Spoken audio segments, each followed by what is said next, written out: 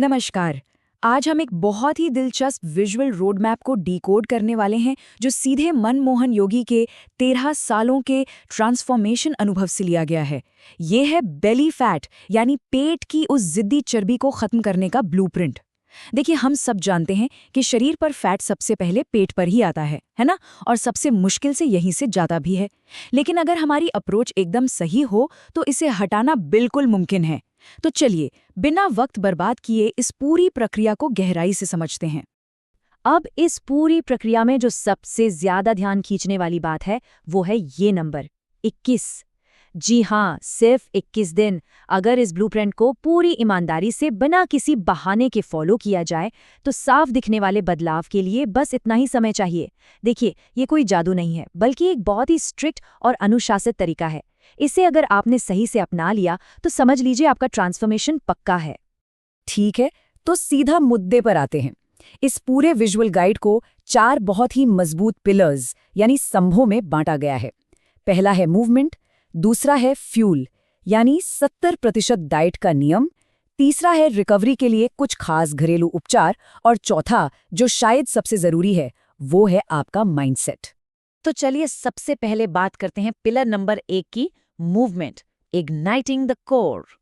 जब बात वजन घटाने की आती है ना, तो कई बार लोग सोचते हैं कि बस आराम से आंखें बंद करके ध्यान लगाने से काम बन जाएगा। लेकिन सच तो ये है कि ऐसा बिल्कुल नहीं होता। अगर आपको फास्ट और विजिबल रिजल्ट्स चाहिए तो शरीर को मेहनत की आग में झोंकना ही पड़ेगा। और इसकी शुरुआत होती है इन 5 कोर योगासनों से: उत्तान पादासन, नौकासन, भुजंगासन, धनुरासन और बैकवर्ड फॉरवर्ड बेंडिंग। अब यहाँ मेन बात क्या है? बात यह है कि इनकी गिनती बहुत तेजी से बढ़ानी होती है।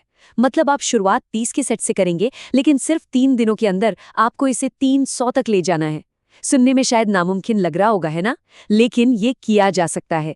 ये तेज प्रोसेस ना सिर्फ आपके बेली फैट को टारगेट करता है, बल्कि आपके डाइजेशन को भी जबरदस्त तरीके से मजबूत बना देता है।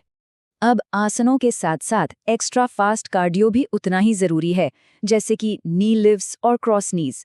इन्हें भी आपको 60 से शुरू करके 300 तक ले जाना है। लेकिन यहाँ एक बहुत ही सीरियस वार्निंग भी दी गई है, आपका पोस्चर और अलाइनमेंट। अगर आपकी मुद्रा सही नहीं है तो फायदा होने की बजाय घुटनों या कमर में दर्द शुरू हो सकता है। इसलिए सही फॉर्मेशन पर ध्यान देना बहुत ही ज्यादा जरूरी है। चलिए अब आगे बढ़ते हैं दूसरे स्तंभ की तरफ, फ्यूल, डाइट और टाइमिंग। तो सबसे अहम बात यह है कि सिर्फ पसीना बहाने से काम नहीं चलने वाला। अगर आपने खाने पीने की आदतें नहीं सुधारी तो जो फैट इतनी मेहनत से कम होगा ना, वो वापस लौटकर भी आ जाएगा। इस पूरी ट्रांसफॉर्मेशन में आपकी डाइट का रोल 70% है, जबकि एक्सरसाइज का सिर्फ 30%। इसका सीधा सा मतलब ये है कि आपकी सफलता की चाबी कहीं और नहीं, बल्कि आपके रसोई घर में छिपी है। अगर खानपान उल्टा सीधा रहा तो वो 300 बार किए गए आसन भी लंबे समय तक कोई खास कमाल नहीं दिखा पाएंगे। खाने की टाइमिंग को लेकर इस ब्लूप्रिंट में एक बहुत ही असरदार 8-12-4-8 का नियम बताया गया है। यानी सुबह 8 बजे नाश्ता, 12 बजे लंच, शाम 4 बजे स्नैक्स और रात 8 बजे डिनर। लेकिन क्या हम सबका रूटीन एकदम ऐसा ही होता है? शायद नहीं। इसीलिए इसे अपनी दिनचर्या के हिसाब से कस्टमाइज करना जरूरी है। जैसे अगर आप स्कूल, कॉलेज या ऑफिस से घर लौटते हैं तो सबसे पहले आपको खाना खाना चाहिए। ऐसा नहीं कि पहले टीवी देख लिया या दूसरे कामों में लग गए और खाने में देरी कर दी। हमें अपनी पुरानी आदतों और इन नए नियमों के बीच के फर्क को समझना ही होगा। पहले हम क्या करते थे?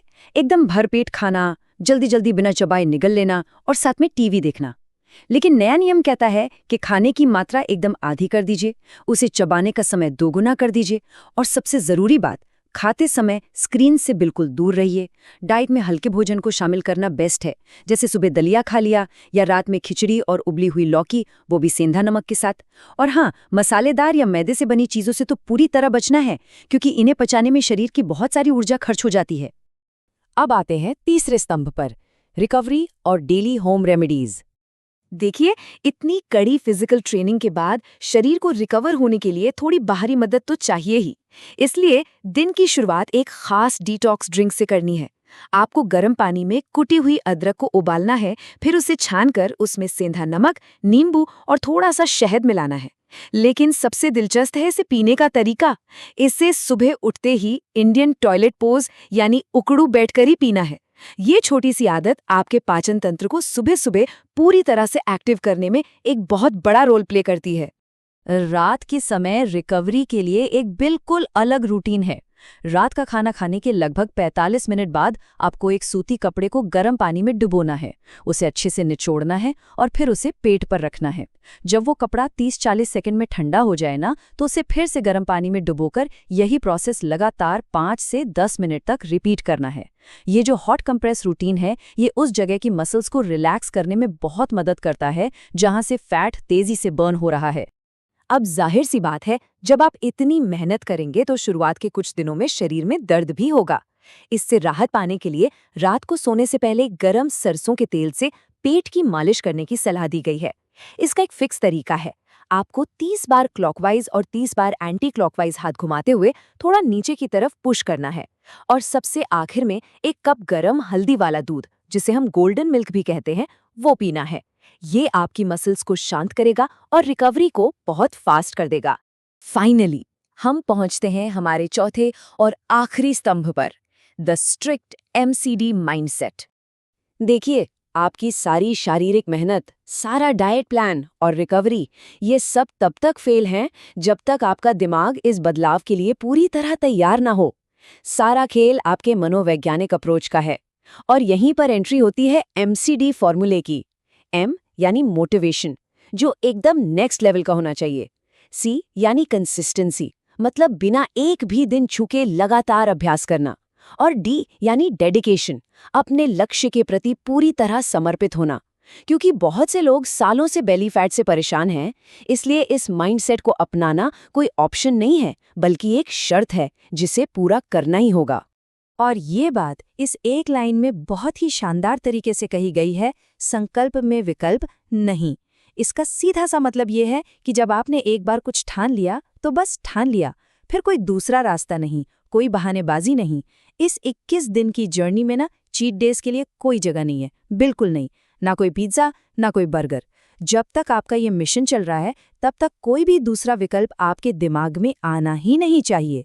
अब ये चीट डेज आपका कितना भारी नुकसान कर सकते हैं, इसे सोर्स में दिए गए एक बहुत ही बढ़िया उदाहरण से समझते हैं। मान लीजिए आपको कहीं पहुंचने में 7 घंटे का सफर तय करना है, लेकिन क्या हो अगर उस पूरे रास्ते पर जगह जगह पिज्जा और बर्गर के बैरिकेड्स लगा दिए जाएं? वही 7 घंटे का सफर 10 या 12 घंटे का हो जाएगा, है ना? बिल्कुल इसी तरह अगर आप सख्त अनुशासन में रहते हैं तो रिजल्ट्स 21 दिन में आ जाएंगे। लेकिन अगर आपने बीच बीच में चीट डेज घुसा दिए तो यकीन मानिए वही रिजल्ट्स आने में आपको 3 महीने लग जाएंगे। तो आखिर में इस पूरी चर्चा के बाद एक बहुत ही गहरा सवाल उठता है, क्या वाकई आपके अंदर इस ट्रांसफॉर्मेशन को लेकर इतनी मजबूत इच्छा है कि आप अपने सारे बहानों को छोड़कर पूरे 21 दिनों तक बिना रुके बिना थके अपनी जी जान लगा सकें? तो बस अब समय आ गया है। इस स्क्रीन को स्क्रॉल करना बंद कीजिए, बहानों को साइड में रखिए और इस ब्लूप्रिंट पर आज से ही बल्कि अभी से काम शुरू कर दीजिए।